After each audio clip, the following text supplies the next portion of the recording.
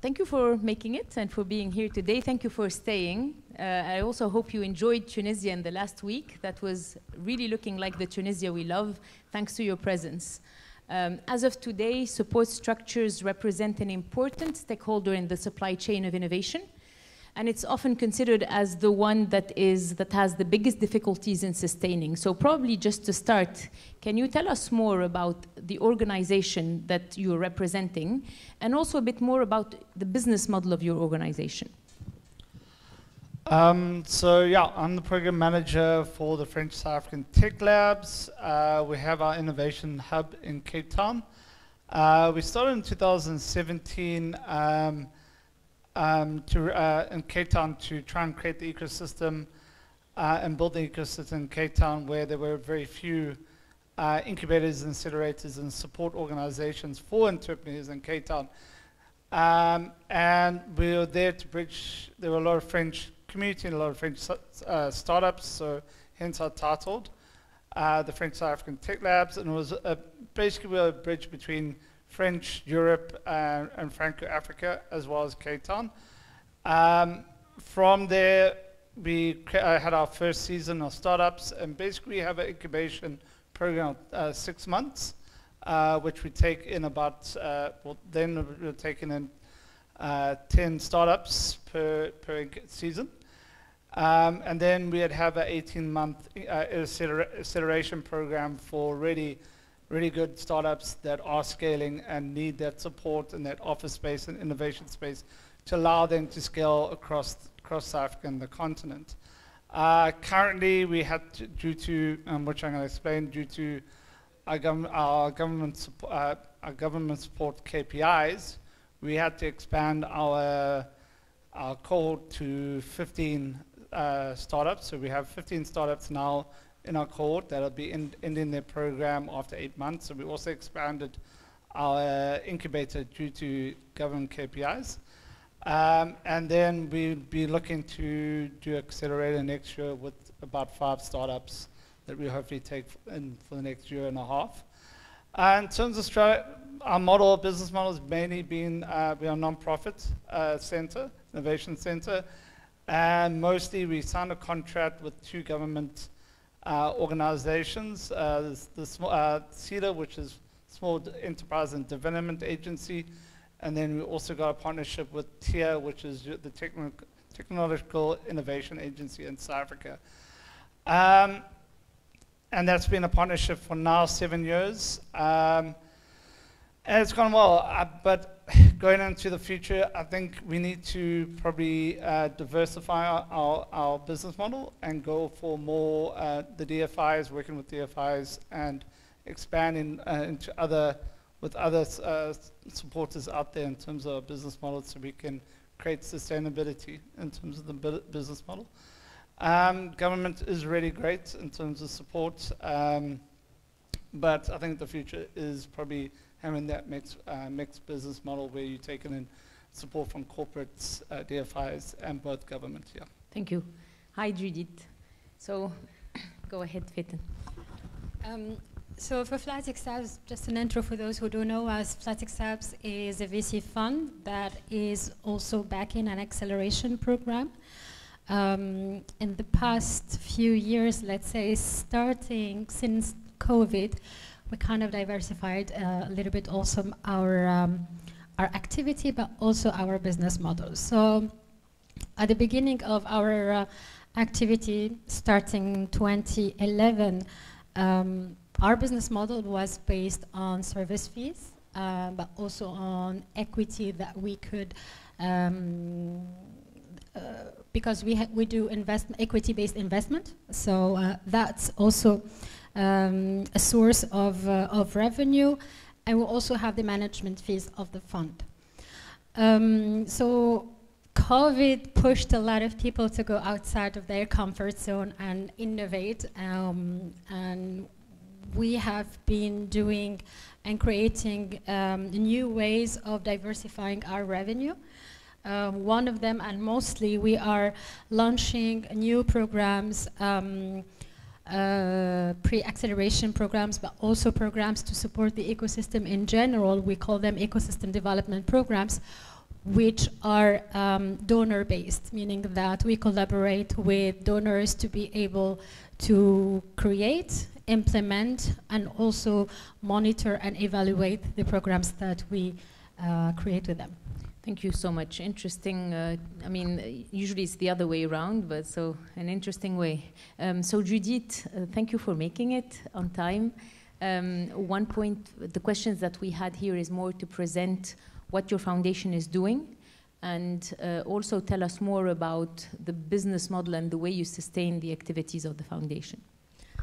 Great. So thank you so much for having me, and I'm so lucky, I think, to be on this panel to learn from everyone. So my name is Judith, and I'm the Director of Programs at the Westerwelle Foundation. We are a Berlin-based NGO. It was started in 2013 by Dr. Guido Westerwelle. He was the former Foreign Minister of Germany.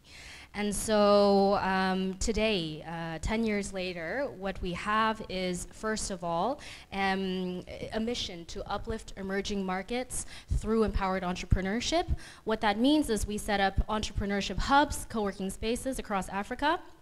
One of them is 5 minutes walk away from here. That's why I was running in the hot Tunisian sun to get here. And also we have the same types of hubs in Kigali, Rwanda, in Arusha, Tanzania, and we have a mandate to expand at a rate of 1 hub per year over the next 3 years at least. So I think it's pretty relevant for today's topic in a way. Furthermore, we have programs as well in incubation and acceleration. And basically, on the first end, we have the ideation side. And it goes all the way to Series A, and then we pass them on to the investors and ecosystem. And so, for example, last year we had 730 participants across our global programs in the field of entrepreneurship. So for our business model, we also have corporate and donor sponsors who support our programs. We also, for our co-working spaces, charge a subsidized rate for the members that works for the local community. And then, of course, we have to thank all of our philanthropic sponsors as well, who are able to support us in the initial kind of investment within each of our hubs and the locations. Thank you. So now that we have this perspective and a bit of the business models, and here is probably a bit of a provocative question, we have around 600 incubators, accelerators in Africa. And actually, it's quite interesting to see how oftentimes it is probably the player that is the most criticized, in the sense where we're often saying, oh, you're getting funding from donors, and can you show us that you're building unicorns? Can we see unicorns really getting out of incubators and accelerators? Incubators and accelerators are taking the money of the donors to serve their own organizations and not money going directly to entrepreneurs. And this is the reality of what we hear, and I'm allowing myself for this question because I'm support structure myself. So the question is, how can we become better? And how can we support structures into really creating more powered entrepreneurs, as you said? And you can choose whoever wants to go for it. So I have, I think, 2 perspectives on this, which is, of course, it's we as the ESOs or the front line of this kind of let's say, machine of development. It can be easy to say we're taking all the money for ourselves, but actually, globally, $150 billion is the amount given to international development aid, and that first goes from the government to, you know, the DFIs. So from these finance organizations to, you know, then other implementing kind of financiers, then they tender, and then maybe tender again, and then we get the contract, and then we can deliver based on the KPIs of our donors and their donors and their donors and their donors. So I think it's a very complex ecosystem that spans, you know, hundreds of countries, and really it's so interlocked and complicated. So it's not just simply that, you know, nobody wants to support. I think there's a huge, from what I see in Tunisia and Africa, a huge kind of bottom-up also need to work together between ESOs, investors, and of course the startups. So that's the first perspective, how complex it can be.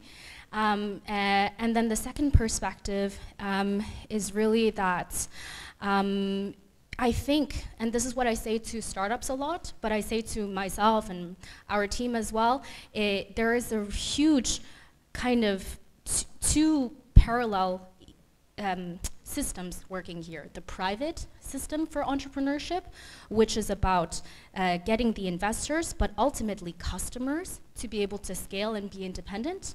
And then there's the public kind of ecosystem, which is about impact and KPIs and hitting, you know, national priorities and international priorities in SDGs. These are two very different things, and so startups need to start with the public side, because there is no private financing at the chasm. So start with public, make sure that you're aligned, and work that to be able to deliver finally a valuable proposition to your customers and thereby get investors. So I mean, I think it's slowly becoming apparent to people that first of all, these two parallel ecosystems start to merge and work with each other. And then we can talk about the exact ways that everyone is doing that. But also beyond that, we try to you know, make sure that people are able to distinguish and know that both sides are very important for the development of the economy. Thank you. Well, to continue or to jump on what Judith said, I think that there is a kind of a discussion or a kind of a understanding that needs to have between donors and SSO or ESO.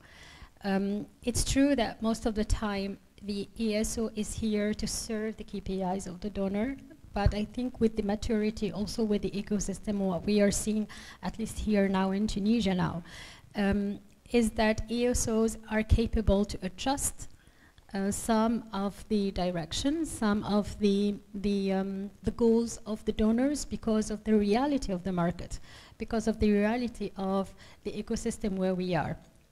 So I think that it's a kind of an educational also process to be able to deliver, but also to say that these things are not applicable in here or in our ecosystem or in our market, and thus for the next let's say next donor or next bid, things will be changing, and also the donors will be taking that into consideration. All in all, to say that to be able to function correctly and to be able to be more performant, a lot of communication and education needs to happen.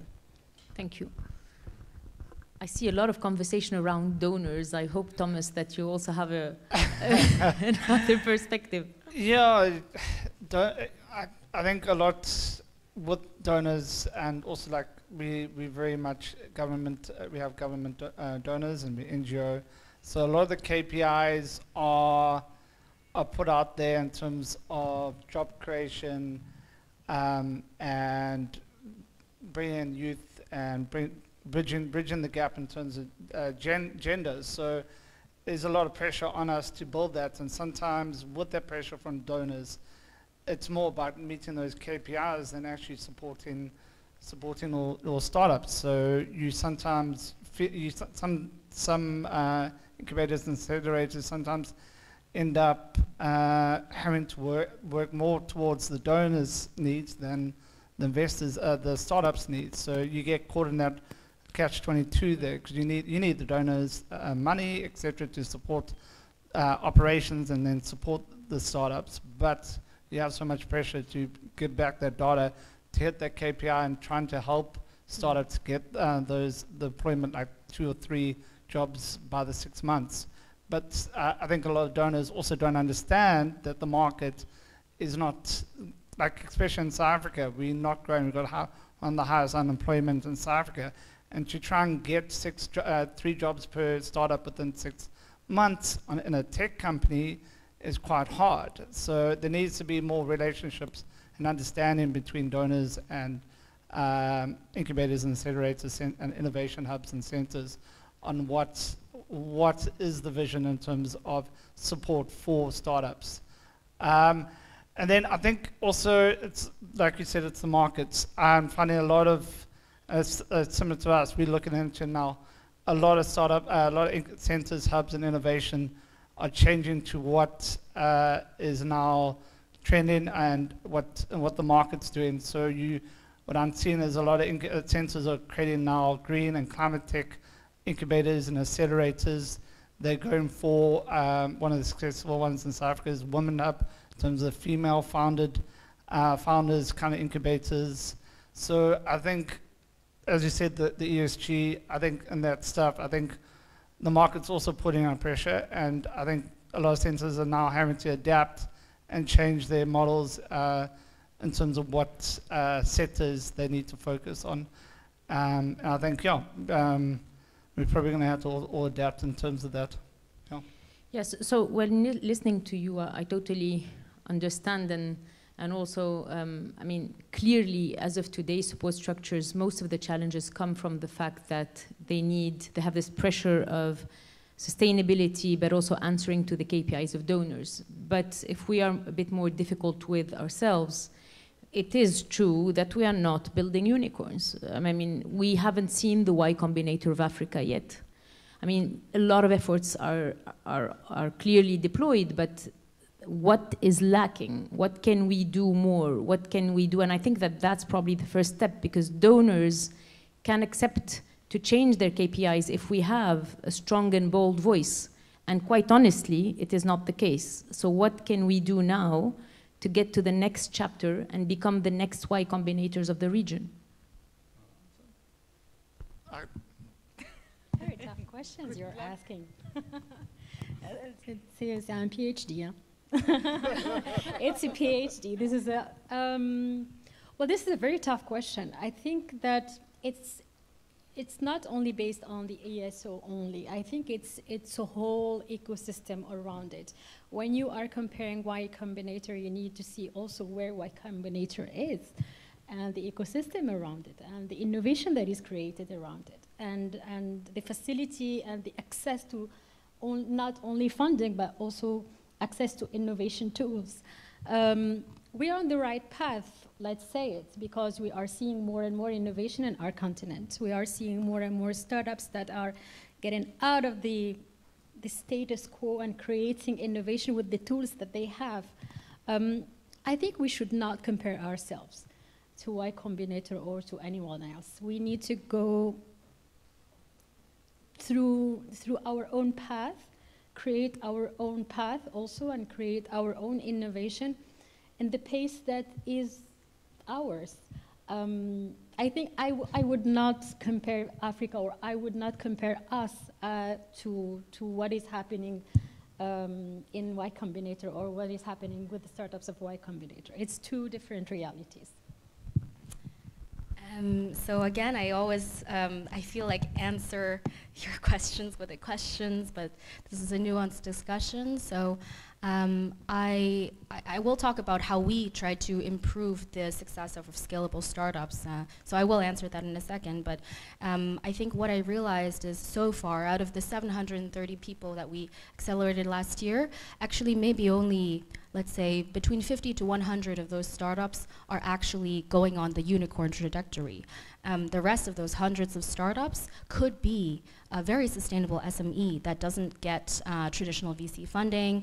You know, they could be community-based kind of, let's call them also micro enterprises that often do more for their community than scalable unicorns. So I think it's also important to recognize that there is more to, I guess, especially what we do in ESOs than simply building unicorns.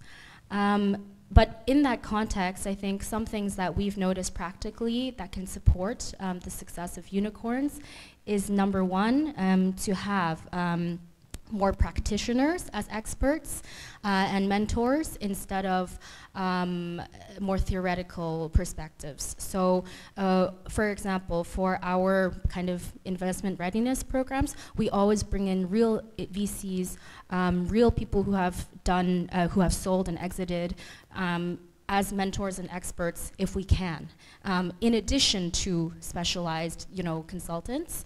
And so that's one point. Another point is doing less of just, the same, like just workshop after workshop. It's really about more specialized, tailored support, technical advisory, because there's no one path to being a unicorn. It's otherwise go read that book, What Rich Dad, Poor Dad or something. That's already out there. So I think the ESOs are bringing this nuanced. And number 3, and what we really realized is startups always say they need access to finance. This is their biggest challenge. Actually, they need access to connections and perspectives and mindset.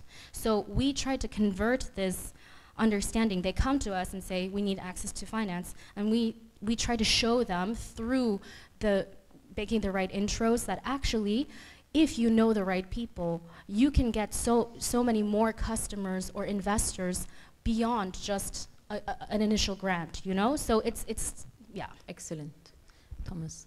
And I'll take this and then we'll wrap up because I have some pressure over there. Okay. We can take a question then from the audience. I think there's opportunity. I mean, to go to unicorn, you need to expand and scale across the country, across the continent. And as you guys said, there's 600 hubs, innovation centers with incubator and accelerator programs across the country. So maybe the opportunities there is a lot of us hubs and centers need to work together and maybe have residency programs where some of our startups go and 1 month to 3 months have a residency at something like Flat 6 Labs has a residency here in terms of AI, because we don't have a lot in South Africa, but the market's here, it's quite matured, etc. Bring them up here. And then go to, like for climate tech, go from here to Kenya, where those strong key countries are in terms of ecosystem, like Kenya, Egypt, Ghana, Nigeria. Bring them into the Africa. Spread those startups out so they can find new markets, find new customers, and then really generate and expand. So I think that's maybe the future, and maybe we can maybe solve that. Yeah. Yeah, thank you. So probably as a wrap up here, what we're saying basically is Africa needs its own model, shouldn't compare to other players with different ecosystems. Adding to that the fact that it's going to be more personalized, more of a network, more of an international expansion, and being patient, because probably the game and the end game for Africa is not just building unicorns, but building organizations that are there to support communities' employability. Thank you for this great reminder. Questions from the audience? Abdou. Yes. Thank you so much. So my name is Abdou. I just recently did a 1.5 year research and focus especially on, I put a focus especially on the business models for startup support organizations. I'm 100% aligned with what just had been said. I just want to add something on top of that maybe, is that I think that SSOs and Huda with OST, you are the perfect illustration of that.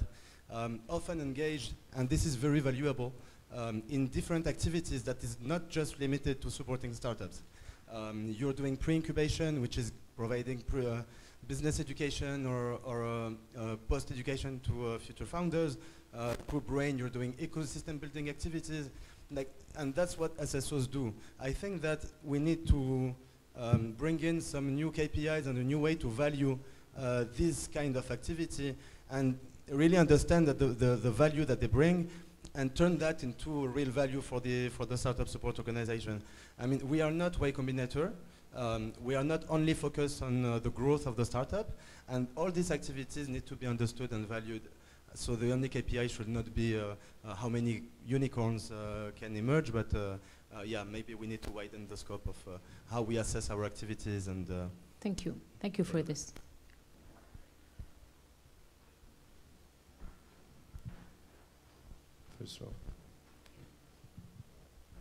Thank you.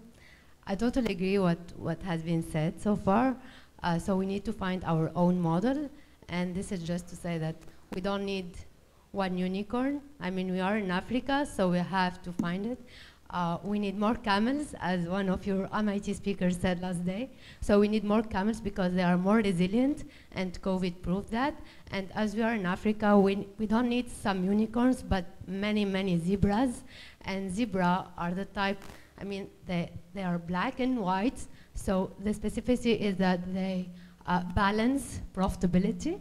So fundraised, expansion, and all this, but at the same time, impact and their social and environmental impact, and how they find the right balance according to the African situation right now.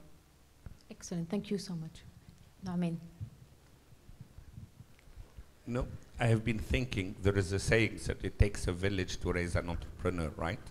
We are the village, but the village needs to live, needs to have an economical, viable business model. And if this business model rely only on donors, the village will continue to be third world village.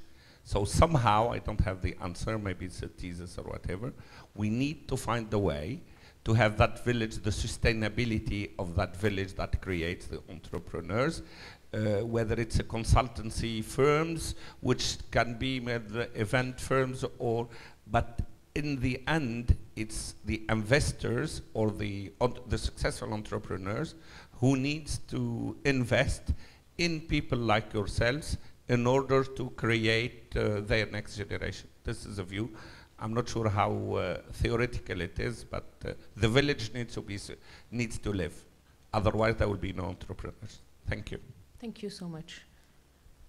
Yeah, Robert. Maybe I can try to ask a question kind of building on these points, because I agree, and I think, and the panel has expressed this kind of dilemma, let's say, that we're in terms of ESO, like we've seen the proliferation of ESOs or SSOs, as I guess it's called here, across the continent, and a lot are very heavily donor funded. And so we're starting to see a gap in the value that investors are seeing in how ESOs are supporting the growth of businesses. So I'd love to hear from the panel of what is your argument, and how do you either convince investors or help delineate between the kinds of services that ESOs are providing, some for investors on that high growth side of the equation versus some of the more community-based, as you call it, support for the ESOs, or I should say for businesses. So just, how do you kind of help further kind of stratify what ESOs are doing so that we can not continue to lose credibility amongst investors for the part of what you're doing there versus we do need the whole spectrum, but again, we're in this bit of a dilemma. So how do we resolve it? So the funny thing in our case is that we are investors. And we started that's our core business. This is what we do. This is our DNA. And we started doing or launching support programs, as mentioned earlier, after COVID. The impact of it is that before launching these programs, we were able to support 16, at least in Tunisia, 16 startups per year. After launching the programs, we are able to support 100 startups per year, creating quality pipeline, either for us as investors or other investors in the ecosystem. So to answer to your question, we don't see it as a dilemma. On the contrary, we see it as a chance to be able to tackle or to see the potential of sectors or industries that we were not able to address on a vertical way in our acceleration programs. So that's the first thing. The second thing that we noticed is that when you are able to support a startup in their very early stage, you kind of shape them in a way where they will be ready to integrate any other program. And when I say any other program, it could be Tunisian, African, European, anywhere else. The programs are pretty much similar in a way. So not only it's beneficial for us as investors, but it is also beneficial for the startups to be able to have access to several programs where they can grow their network, they can grow their knowledge, but also can have access to other networks outside of their countries.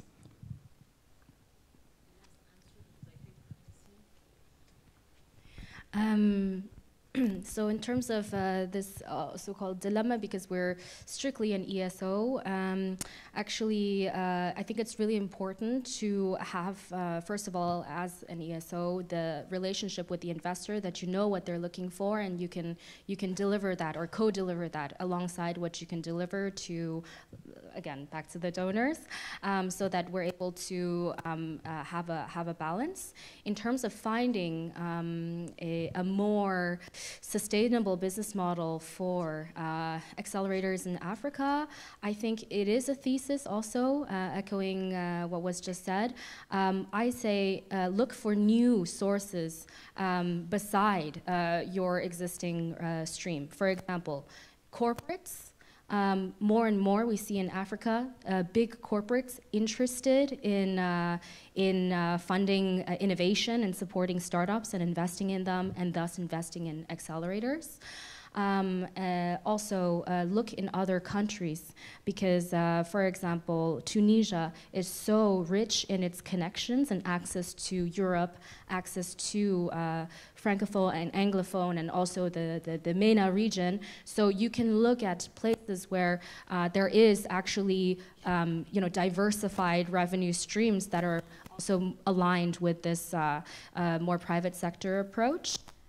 And then, other than that, it's let's hope and work together, and it's a patience thing as well. And I think we're on the right track.